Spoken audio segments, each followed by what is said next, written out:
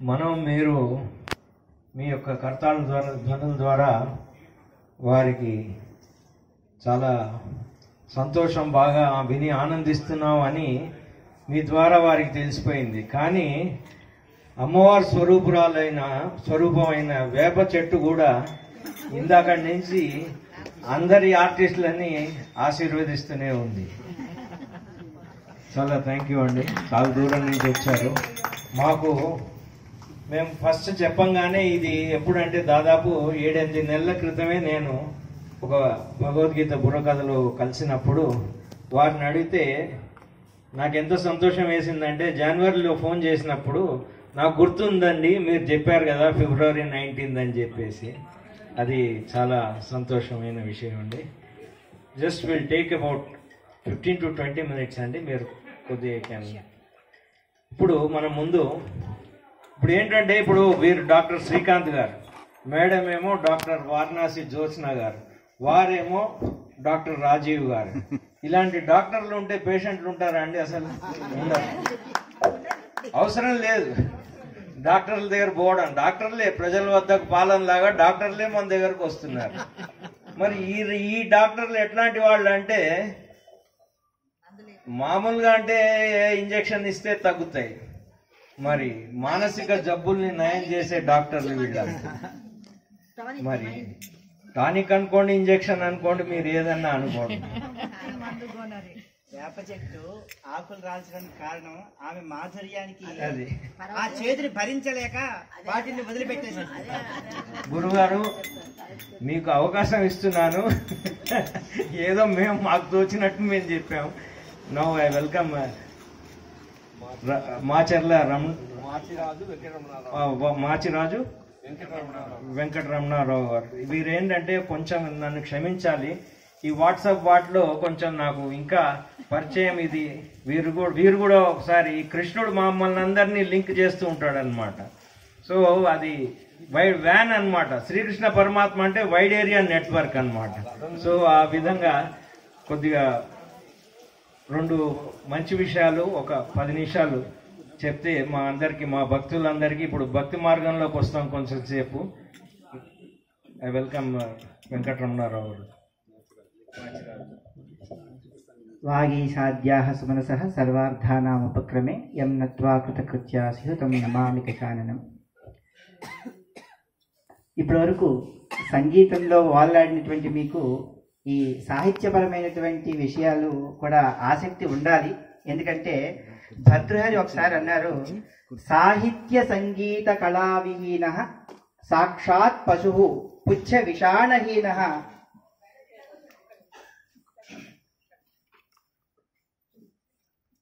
తృణం న కాదన్నపి జీవమాన తద్భాగదేయం పరమం పశువునామని.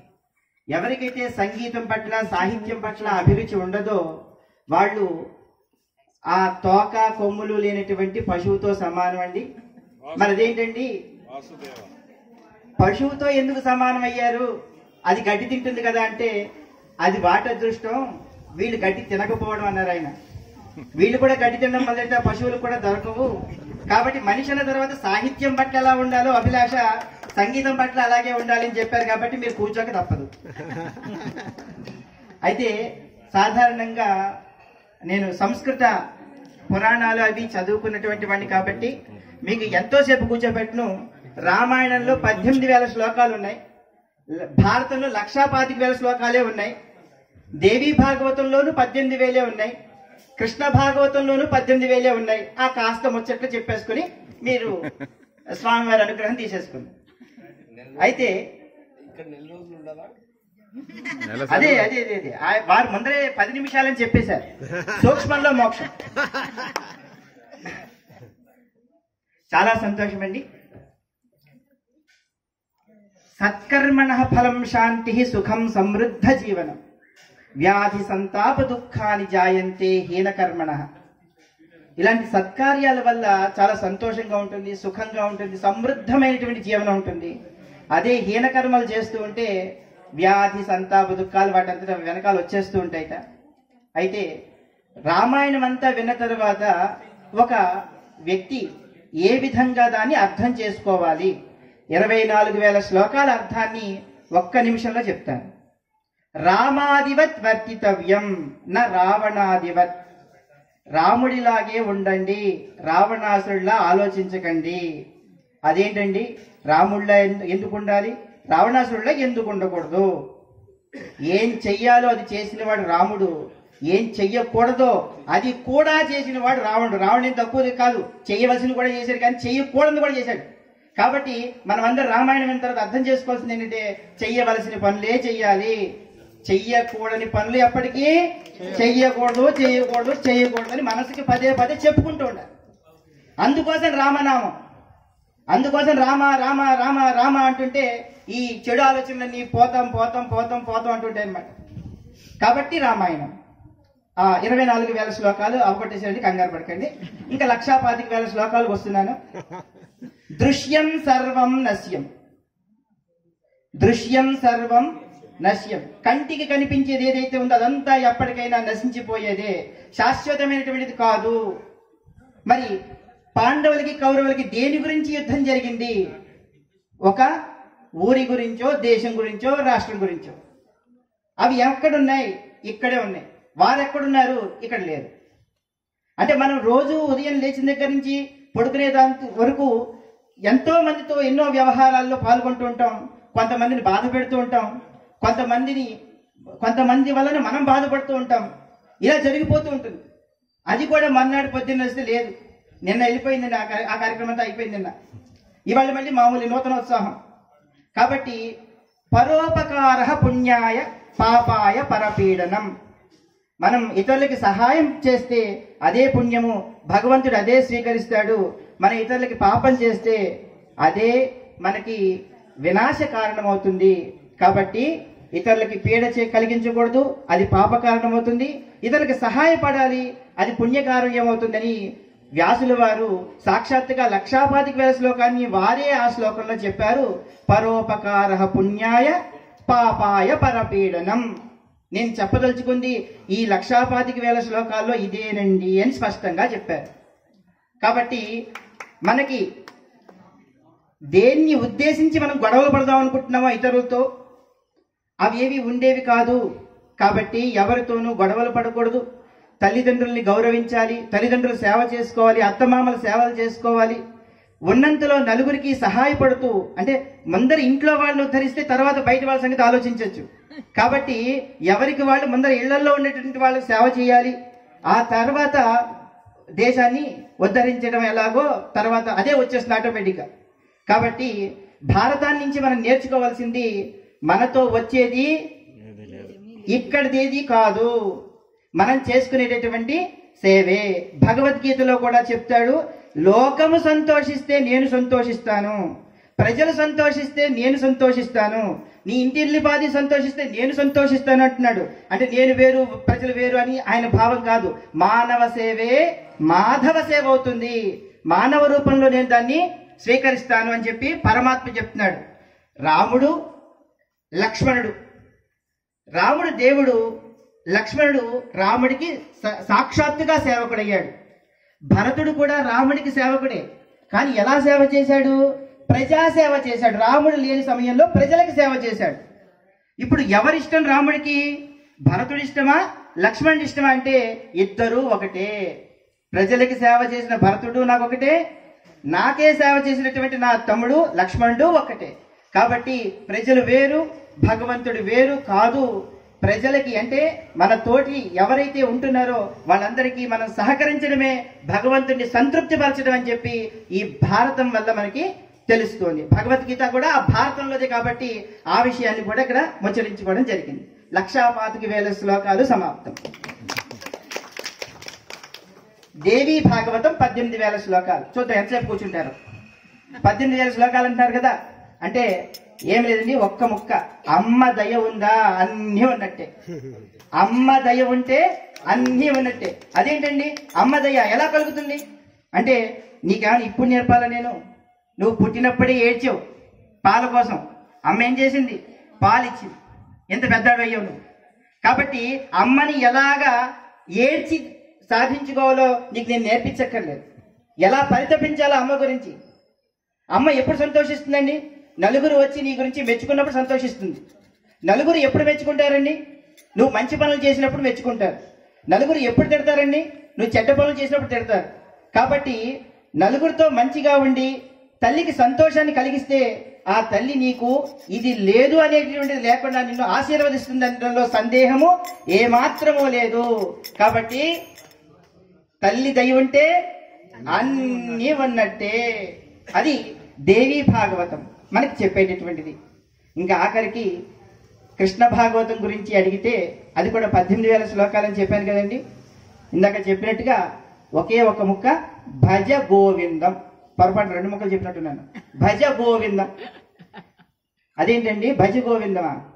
భజ గోవిందం భజ గోవిందం అంటుంటే ఏంటంటే భజ గోవిందం ఎందుకు, ఏమిటి, ఎలాగా? అయితే 18,000 శ్లోకాలు చదువుకుపోయి అక్కడ సాక్షులు ఉంటారు. ఎవరు వాళ్ళు? ప్రహ్లాదశ్చ విభీషణశ్చ కరిరాట్ పాంచాల్య హల్యాధ్రవ. వీళ్ళందరూ ఆ భాగవతంలో ఉంటారు. వాళ్ళందరూ కూడా ఆ భగవంతుడిని సేవించారు. వాళ్ళని సేవించడం ద్వారా వాళ్ళు ఆ భగవంతుని ఆశీస్సులు పొందారు. కాబట్టి నువ్వు కూడా భగవంతుడిని, కృష్ణ పాదాలని ఆశ్రయించు. భజ గోవిందం. ఆ గోవిందుడే నీకు సకలాలు చూసుకుంటాడు అని భగవద్గీతలోనే హామీ కూడా ఇచ్చేశాడు ఆయన. కాబట్టి భజ గోవిందంతో అంటే మనసులో గోవిందుడిని నిలుపుకుంటే చాలు. ఆ పని ఈయన బుర్రకథల రూపంలో చేస్తున్నారు. అందరి హృదయాల్లోనూ స్థాపిస్తున్నారు. అలాగా నాకు చాలా ముచ్చటైంది. ఆయన ప్రోగ్రామ్కి ఒకసారి వెళ్ళిన తర్వాత అయ్యయ్యో ముందర మిస్ అయిపోయానే అనుకున్నా. తర్వాత ఇంకా అక్కడ ఎక్కువసేపు ఉండేటటువంటి అవకాశం లేదు, మరొక చోటకి వెళ్ళాలి అని చెప్పి అయ్యో మిగతాది కూడా మిస్ అయిపోతున్నానే అనుకున్నా. కానీ దీని అందరికీ ముందరే పరమాత్మ ఏం చేశాడంటే ముందర వీడియోగ్రాఫర్ని అక్కడ పంపించాను. నాకు ఏదో 6th సెన్స్ లో చెప్పాడు. అప్పుడు నేను ముందరే ఆయన దగ్గరికి నాకన్నా ముందర వీడియో వెళ్ళింది. అక్కడ ఆయన ప్రోగ్రామ్ ని అనుకున్న దానికన్నా ముందర ప్రారంభించడం వల్ల ఒక 2 అధ్యాయాలు ఎంతో మిస్ అయ్యాను. ఆయన బాధపడ్డాడు. తీసిన ఆయన సమయానికి నేను వెళ్ళినా మీరు చెప్పిన సమయానికి ఆయన ముందర మొదలు పెట్టేశారు. నాకు తప్పే లేదన్నారు. ఆ 2 అధ్యాయాలు కూడా మాకు ఇవ్వాలి. అలాగే మాది కీసరగుట్ట వేద పాఠశాల. సభాముఖంగా ఆ వేద పాఠశాలలో కూడా మీరు ఒకసారి బుర్రకథ గానం చేయాలి, మా పిల్లలందరికీ కూడా ఆశీర్వాదాలు ఇవ్వాలని చెప్పి కోరుకుంటున్నాను. స్వస్తి. శ్రేయకాంతాయ కళ్యాణ నిధియే నిధియర్థిన శ్రీ వెంకట నివాసాయ శ్రీనివాసాయ మంగళం. గురుగారు కీసరగుట్ట వేద పాఠశాలలో సంస్కృతం చెప్తారు. వీరు మా బావగారు వెంకట్ గారు, Shri Saikrishna colony Saibaba temple president. వారు దృష్టిలో పడ్డారు. కాబట్టి మీరు మాకు టైం గంటలు కాదు, ఇందాకట్లా కాదు, దాని రివర్స్ భాగంలో ఉండాల్సి వస్తుంది. సో అది ఇప్పుడు ఇంకో 10 నిమిషాలు పిడూరు దేవేంద్ర కుమార్ గారు. వీరు మనకి ఈ మధ్య వాట్సాప్లో భగవద్గీత గురించి, భగవద్గీత శ్లోకాలు వాట్సాప్ని ఇంత గొప్పగా యూజ్ చేయొచ్చని వారి ద్వారానే తెలిసింది. ఒక 2 విషయాలు వారు కూడా మాట్లాడతారు.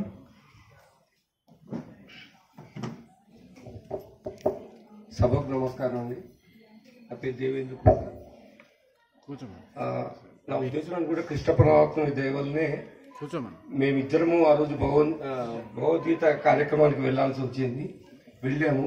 ఆయన ఇన్విటేషన్, వాళ్ళ లేడీస్ చైతన్య మహిళా సభ అని ఉంది, వాళ్ళు ఇన్వైట్ చేశారు. బుర్రకథగా చిన్నప్పుడు ఎప్పుడో 35 ఏళ్ళు 40 ఏళ్ల క్రితం ప్రతిరోజు శ్రీరామనవమి అప్పుడు బుర్రకథలు చెప్పేవారు, చూసేవాడు. భగవద్గీత మీద బుర్రకథ ఎంత అని ఎంతో ఆసక్తితో ఆ రోజు కొంచెం లేట్ అయింది మాకు. అయినా ఎంతో ఆసక్తి బుర్రకథ ఇన్నాళ్ళైందో ఆ డ్రెస్ చూసి వాళ్ళని చూసి అని. కానీ ఇది కొత్త తరహాలో భగవద్గీత మీద బుర్రకథ అనేటప్పటికీ చాలా నిజంగా ఆశ్చర్యచకితులం అయిపోయి వెళ్ళి దాదాపు ఉన్నాము, అంతా చూసాము. కాకపోతే మధ్యలో ఏదో పని మీద వెళ్లాల్సి వచ్చింది ఇద్దరికి. అది మన వెంకటేశ్వరరావు గారి గురించి. ఇప్పుడు మా గురించి ఏంటంటే మేము భగవద్గీతని వాట్సాప్లో నేర్పిస్తున్నామండి. ఎందుకంటే ఈ కాలంలో ఎవరికి ఓపిక్గా కూర్చొని నేర్చుకోవాలనే దానికి చాలా కష్టం అన్నమాట. అందుకని మేము ఏం చేసామంటే భగవద్గీతని 65 రోజులుగా ఒక ప్రణాళికలాగా రూపొందించాము. ఒక్కొక్క రోజు 10 నుంచి 14 శ్లోకాలు పెట్టుకున్నాం అనమాట. దానికి ఒక ఆడియో ఫైలు, ఆ 14 శ్లోకాలది 10 నుంచి 14 శ్లోకాలది ఒక ఇమేజ్ ఫైలు, ఆ 2 వాట్సాప్లో పంపిస్తాం అనమాట. పంపిస్తే ఫస్ట్ ఆ ఆడియో ఫైల్ని ప్లే చేయాలి. ప్లే చేయగానే ఇమేజ్ మళ్ళీ నొక్కుతాము. నొక్కగానే ఏమవుతుంది, ఆడియోలో ధర్మక్షేత్రే కురుక్షేత్రే శ్లోకం వస్తుంటుంది. మనం ఇక్కడ ఉంటాం, ఇమేజ్ చూస్తుంటాం, దాంతో పాటు పలికి నేర్చుకుంటాం అనమాట. ఆ రకంగా 65 రోజుల ప్రోగ్రాము క్రియేట్ చేశాం. క్రియేట్ చేసి ఫస్ట్ నాకు పంపించింది వారే. తర్వాత నేను ఎంతో ఆసక్తితో ఆయన్ని కాంటాక్ట్ చేసి, ఏమంటే దీంట్లో నేను కూడా ఇన్వాల్వ్ అవుతాను. ఈ మధ్య మా రెండో అబ్బాయి మ్యారేజ్ కూడా చేశాము. తర్వాత ఇప్పుడు అబ్సల్యూట్లీ ఫ్రీగా ఉన్నా అనమాట, రిటైర్ అయిపోయినాను. నాకు 59 సంవత్సరాలు. సరే ఏం చేద్దాం అనుకున్నప్పుడు, సరే ఈ కార్యక్రమంలో నిమగ్నం అయిపోదాం అన్న ఒక మంచి ఉద్దేశంతో భగవంతుడే నన్ను ఆయనతో కలిపాడు. ఇద్దరం కలిపప్పుడు దాదాపు 170 గ్రూపులు భగవద్గీతలో క్రియేట్ చేశాము. 170 గ్రూపుల్లో ఒక్కొక్క గ్రూప్ 257 మంది ఉన్నారు. ఒక గ్రూప్ ఇట్లా క్రియేట్ చేయగానే ఒక 5 నిమిషాల్లో నిండిపోతుంది గ్రూపు. ఇట్లా జరుగుతూ ఉంది. అంతలోపల ఇంకో ఐడియా వచ్చింది, ఇది మన తెలుగు వాళ్ళకైనా భగవద్గీత అనేసి ఆలోచించి వెంటనే తమిళ్లో, కన్నడలో మొదలు పెట్టాము. కన్నడలో దాదాపు ఒక 30-40 గ్రూపులు అయినాయి. తర్వాత వెంటనే కూర్చొని కంప్యూటర్ మీద తమిళ్ మొదలు పెట్టాను. తమిళ్లో అప్పుడు ఒక 15-20 గ్రూపులు అయిపోయినాయి. ఇది అయిపోయింది. కన్నడ తమిళైనా హిందీ వాళ్ళు ఏం పాపం చేశారు, వాళ్ళకు కూడా నేర్పిద్దామని హిందీ మొదలు పెట్టాము. హిందీ అయితే చాలా బాగా వచ్చింది డిజైనింగ్, హిందీ, కన్నడ, తమిళ అన్ని. అయితే ఇప్పుడు మరాఠీ మొదలు పెట్టాము, మలయాళము, ఒరియా, ఇంగ్లీష్లో అయితే అర్థంతో కూడా చాలా మంది యూఎస్ఏ నుంచి దాదాపు ఒక 5,000 మంది పైన మాకు మెసేజ్లు ఇచ్చారు. కానీ మాకు ఇంగ్లీష్లో కూడా నేర్పియండి భగవద్గీత, దాని సారాంశంతో పాటు. ఇప్పుడు తెలుగు మర్చిపోయి ఎన్ని సంవత్సరాలు అయిందో, అందరం తెలుగు వాళ్ళవే. చాలా మంది మన బ్రాహ్మణులు ఉన్నారు ఎంతో మంది, కానీ చదవడమే మర్చిపోయినాము. దాన్ని మాకు ఇంగ్లీష్లో తర్జుమా చేసి ఇవ్వండి అంటే కష్టపడి దానికి తెలుగు ఇంగ్లీష్ శ్లోకము, దాని భావము వాళ్ళ కోసం సపరేట్గా చేస్తున్నాం అనమాట. చేసి ఇది ఒక రకమైన మహోత్కృష్టమైన కార్యం అనమాట. దాదాపు ఇప్పుడు మేము డైరెక్ట్గా 70 నుంచి 80 వేల మందికి నేర్పిస్తున్నాము. ఇండైరెక్ట్ గా నమ్మండి నమ్మకపోండి. ఈ కాలంలో వాట్సాప్ ఒకసారి గుడ్ మార్నింగ్ ఫోటో వస్తే అది ఎంతమందికి పంపిస్తామండి? ఒక 100 మందికి వెళ్తుంది ఒక్కొక్కరికి. నేను 257 మందికి మేము పంపిస్తున్నామంటే 257 ఇంటూ 100కి వెళ్తాయి మళ్ళీ. అంటే 70,000 ఇండైరెక్ట్ గా మేము భగవద్గీత ప్రచారము దాదాపు ఒక 6 లక్షల మంది 7 లక్షల మందికి వెళ్తుందండి ప్రతిరోజు. ఇది మేము చేసేది. దీని అందరికీ భగవంతుడు మాకు సంయమనంతో, ఎంతో మంది ఫోన్లు చేస్తుంటారు, కొందరు విసుక్కున్న ఫోన్లు వచ్చాయి. ఇటీవల ఒక ఆవిడ ఫోన్ చేశారు, నేను ఎస్ఐ భార్యనండి, నాకు పంపిస్తున్నారు ఏంటనింది. నా పేరు లలిత అనో నా పేరు జ్యోతి అనో చెప్పలేదు, నేను ఎస్ఐ భార్యనండి నాకు పంపిస్తున్నారు ఏంటన్నాడు. సరే అమ్మా నమస్కారం అమ్మా, సారీ అమ్మా, తీసేస్తాను, తీసేయము. ఇంకో ఆయన లాయర్ అనమాట. ఆయన నేను కామన్ మ్యాన్ కాదండి, లాయర్ని, నా పేరు ఎందుకు పెట్టారన్నాడు. లాయర్ అయినా, ఎస్ఐ భార్య అయినా, ప్రైమ్ మినిస్టర్ భార్య, ఎవరైనా కృష్ణుడి ముందు అందరూ దాసులే. అందుకని మనందరము భగవద్గీత నేర్చుకుందాము, నేర్పిద్దాము, ప్రచారం చేద్దాము. ఒక్క నిమిషము అందరము ఓం నమో భగవతే వాసుదేవాయ. ఓం నమో భగవతే వాసుదేవాయ. ఓం నమో భగవతే వాసుదేవాయ. ఓం నమో భగవతే వాసుదేవాయ. ఓం నమో భగవతే వాసుదేవాయ. ఓం నమో భగవతే వాసుదేవాయ. ఓం నమో భగవతే వాసుదేవాయ. ఓం నమో భగవతే వాసుదేవాయ. నాకు అవకాశం ఇచ్చిన వెంకటేశ్వరరావు గారికి, మీ అందరికీ కూడా థ్యాంక్ యూ. అందరికీ నమస్కారం అండి. నేను ఒక 5 నిమిషాలు తీసుకుంటాను. మా నాన్నగారికి ఇష్టమైన పాటలు ఒక పాట పాడతాను. దాని తర్వాత as a tribute to my father I have compose one song when he passed away. ఈ రెండింటిది. దాని తర్వాత సన్మాన కార్యక్రమం ఉంటుంది. వచ్చిన వాళ్ళందరూ భోంచేసి వెళ్ళాలండి, అది నా మనవి.